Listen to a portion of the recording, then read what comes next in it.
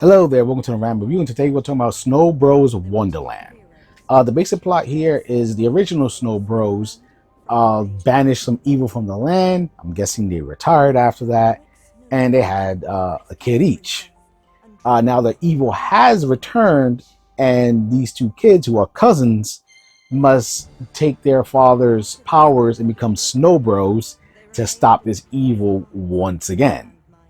I was surprised that this game had a plot. Like, the game opens up, it has voice acting, which isn't really bad, and like a nice little cutscene and everything, a nice art, and you get a cutscene for every single world you complete. And I was like really surprised by this because I know nothing about Snow Brothers. This is my first game ever in the series. So I thought it was just gonna be they just pop you right in, or just a quick text, "Evil's here," and you must defeat it. No, it was like I was just surprised they actually put work into the story. It's nothing amazing, but it's still pretty good for what it is.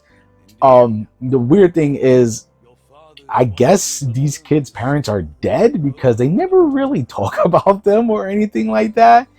Or they never show up, so like I don't know what's up with that. Like, that was pretty odd, but yeah, I thought the story was a fun little adventure with these two and their interactions and dialogue. It's good for what it is. Again, just really surprised there was actual plot and cutscenes for this game. The gameplay itself is you enter a world which has multiple levels in it, and each level basically is get to the end by, I think, it's collecting keys. Each the levels are themselves, you can see like a mini map kind of split in sections, and it's usually kill everything that's there, or it just says to just make progress and go by, and that's it. You do this by your snow powers, and your snow powers, you just throw a bunch of snowballs, and it eventually covers the monster up in the snowball, and you could hit them with the other monsters and defeat them. Uh, it says has like a real old school vibe to it, to the previous games. Like, there's a scoring system, so the more monsters you defeat in a row, you get a higher score, and that's actually pretty useful because at the end of each level, you get it takes all your points that you made in the level, and it gives you currency. This currency is used to buy skills. It's used to buy costumes. It's used to buy like music and other stuff like you could look at in like a gallery, which is pretty cool. The gameplay stuff is pretty fun, and while it starts off pretty easy too as well, the game kind of leans you into everything. When you get to the later worlds, it does get a little more challenging, especially with how you got to reach to some places. So you got to use your snowball powers, and your snowball powers kind of increase. So you get the ability to pick up the snowball and throw it and make a big snowball explosion. You could jump on top of the snowball you made and walk around with it, which can help you in certain levels where you can't touch the floor, or you can use it to jump. Use a snowball to, as like basically a platform itself to get on another platform, and that's basically the gist of how the gameplay will turn out. It's all about level design. I thought all the levels are fine. There was only one world I wasn't a big fan of. I think it's World 3 with the poison like water and stuff like that. That one I wasn't a giant fan of, but I enjoyed every other world itself. Yeah, actually, the gameplay improves and everything, and each level also has presents you can get, and these presents are new skills, again, costumes and music. Basically, you could do a lot. There's a lot to do in this game. It took me about like, I don't know, like 10 hours to just to beat the game while collecting all the presents. And most of the presents are, you can see them. Some are hidden pretty well.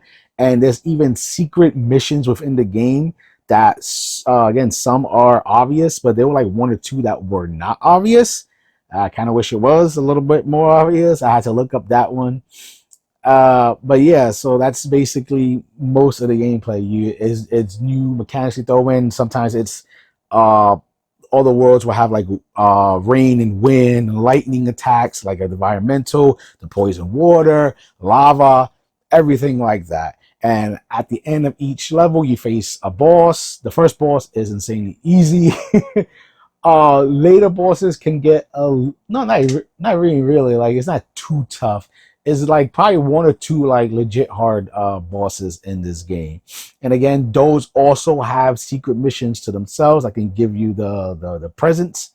From my memory, is usually you got to beat them real fast, don't get hit, and something else.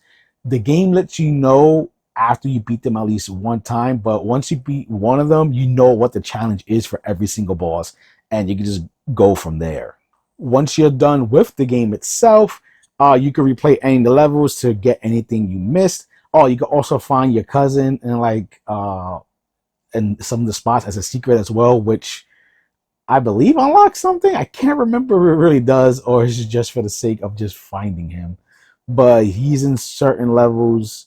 I think it's one level each world he's in. You can find is usually pretty easy as well to find them. Sometimes is an easy miss because it's such a chaotic situation. But yeah, that's another thing you can unlock. And actually like the customization options in this game. They have full-on costumes you can equip, or you can equip pieces like a hat, glasses, gloves, stuff like that. Footwear, scarves. You can get pretty creative. You can have a Jason mask, for the Snow Bros characters. You can also play this game co-op. I think it's local only. I play this entirely by myself, and it still was a good time. I think the game looks pretty dang good. I like the Snow Bro designs. The levels look varied enough. At least each world itself is varied. So you got again lava, snow world, like poison type jungle world, like a city, a more shriny, like spiritual kind of world. Again, a lot of these worlds also have death traps, spikes, and everything.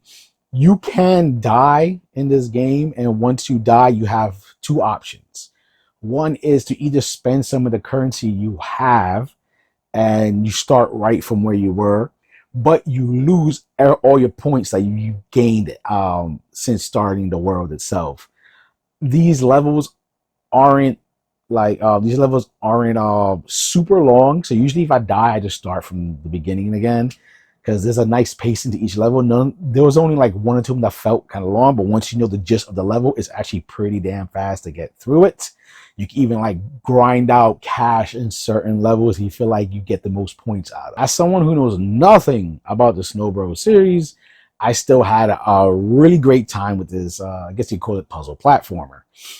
I actually makes you want to, because they're also releasing the classic games as well. And now this makes me want to play those as well. And I look forward to that when I get to it. But yeah, it's really fun if you're in the mood for kind of a cutesy, not too hard, but it does have some challenge to it, puzzle platformer. I would definitely recommend it. So, hope you didn't mind my ramble, and for gamer's sake, keep gaming.